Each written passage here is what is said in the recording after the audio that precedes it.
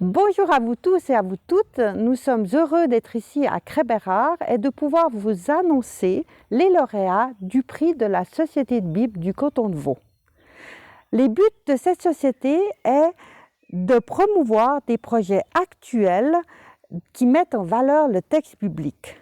Et ce prix a comme but de couronner une ou plusieurs œuvres écrites ou audiovisuelles de langue française dont le rapport à la Bible est explicite et qui donnent envie de retourner au texte biblique, mais qui soient ouverts tant à des personnes proches de l'Église qu'à des personnes plus éloignées, que ce soit des ouvrages pour tout public. Et c'est pour ça qu'on a comme critère d'appréciation d'être attentive à l'actualité que proposent ces textes dans leur rapport à la Bible et par rapport à notre société, et qu'il y ait un apport existentiel et spirituel. Alors, en tant que jury de la prix de la Société de Bible, nous avons examiné 25 candidatures et on a retenu 3 prix de 3 styles différents, s'adressant à 3 publics divers. Nous avons proposé ce choix au comité de la Société de Bible du canton de Vaud qui a avalisé notre choix. Alors, nous avons l'honneur et la joie de vous annoncer officiellement que le prix de la Société de Bible 2021 est attribué à Frédéric Boyer et Serge Bloch pour Bible, les récits fondateurs, un DVD paru aux éditions Bayard et France Télévisions, à Brunor et Jean-François Sellier pour Jésus que ta lumière soit, une BD parue aux éditions du Cygne, et à Elisabeth Parmentier, Pierrette Davio et Lauriane Savoie pour Une Bible des femmes, ouvrage collectif paru aux éditions Labor et Fides. Je laisse la place à 3 membres du jury pour vous présenter ces 3 ouvrages. Je vous présente les récits fondateurs de Frédéric Boyer et illustrés par Serge Bloch. C'est une manière très actuelle et intelligente et aussi légère de présenter 35 récits de l'Ancien Testament, adaptés à la fois aux enfants, aux adolescents et aussi aux adultes.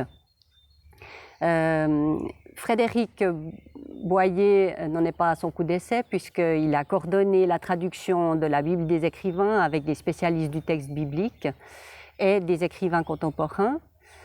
Et il arrive magnifiquement par son récit qui est à la fois fidèle au texte biblique mais aussi actualisant à nous rendre les questions portées par le texte biblique présentes.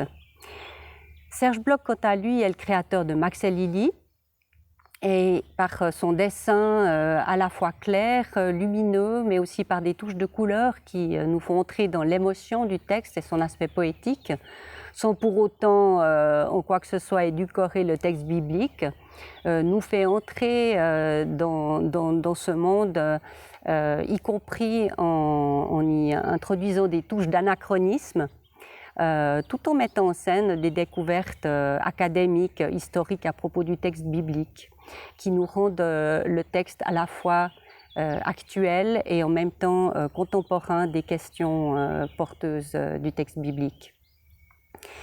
La narration est mise en valeur par la voix profonde d'André Dussolier et aussi par la musique de Benjamin Ribollet, créée pour l'occasion. Le jury a été tout à fait séduit par cette manière qui nous fait entrer vraiment aux prises avec ces textes de l'Ancien Testament d'une manière vivante et actuelle, et recommande très chaleureusement de le visionner avec des personnes de tous âges. Pour la bande dessinée, nous avons primé un ouvrage de Brunor et Jean-François Sellier, Jésus que ta lumière soit. C'est une bande dessinée qui nous immerge dans le Jérusalem à l'époque où Jésus est encore un tout jeune rabbi qui perturbe les autorités, qui bouscule les traditions. Et c'est aux côtés d'un aveugle de naissance qui s'appelle Yo qu'on va parcourir toute la ville et être intrigué par ce tout jeune rabbi. Alors avec lui, on va vivre la ville différemment. Finalement, on ne va pas tellement la voir, mais on va surtout entendre des voix, entendre des sons, sentir. Et on va voyager jusqu'au moment où on va rencontrer Jésus Ça sera une rencontre qui va tout bouleverser. On va passer d'un monde qui était un camailleux sépia, un monde de lumière et de couleurs. Ça bouleverse toute la vie de Yo aussi. Pour ceux qui connaissent l'évangile de Jean, il n'y aura pas de grande surprise à la lecture de cette bande dessinée, mais une magnifique redécouverte théologiquement et graphiquement. Cette BD est vraiment très forte.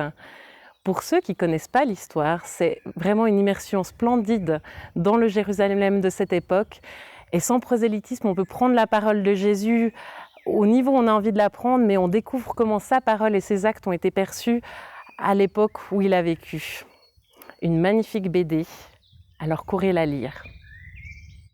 Une Bible des femmes, c'est un livre très important. Surtout aujourd'hui, où la Bible, pour beaucoup, continue à passer pour un livre résolument misogyne et patriarcal. Une vingtaine de théologiennes francophones ont désiré mettre à l'épreuve ce cliché. Elles sont protestantes, catholiques, elles viennent du Canada, d'Afrique et d'Europe. Elles écrivent 2 à 2 et abordent toute une série de thèmes. À l'aide des méthodes d'analyse actuelles, elles passent en revue les textes, les questionnent, dépoussièrent les interprétations et la tradition. 2 thèmes principaux apparaissent, le corps et ses attributs de genre, les rôles et les fonctions des femmes. À partir de là, elles abordent toutes sortes de thèmes. Elles parlent de Dieu au féminin, de la subordination, de la masculinité et de la féminité, du courage et de l'autorité des femmes, de la pudeur, pour n'en citer que quelques-uns.